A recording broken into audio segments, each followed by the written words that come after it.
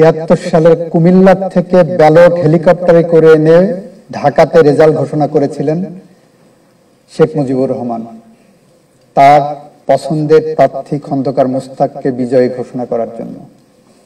গণতন্ত্রের সাথে বিশ্বাসঘাতকতা করেছিলেন, গণতন্ত্রকে হত্যা করেছিলেন।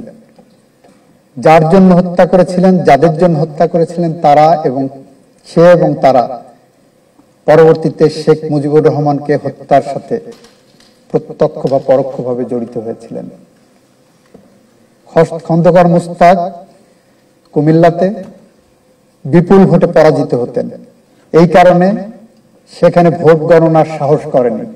তাকে বিজয়ী ঘোষণা করার জন্য তাকে পররাষ্ট্রমন্ত্রী বানাতে হবে, সেই কারণে ঢাকা বসে ব্যালট গণনা না করেই নির্বাচনের ফলাফল ঘোষণা করা হয়েছিল। ৭৫ সালের 15ই আগস্টের হত্যাকাণ্ডের সাথে খন্দকার মোস্তাকের নাম জড়িত হয়। এটা হলো ইতিহাসের নির্মম বাস্তবতা।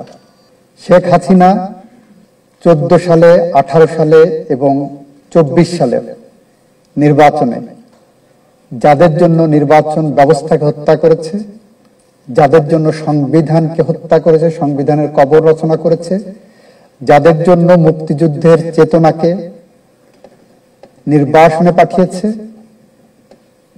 তারা শেখ হাসিনার এই নির্মম পরিণতির পরে এখনো কেউ পাশে দাঁড়ানোর সাহস পায়নি। এটা হলো ইতিহাসের নির্মম বাস্তবতা।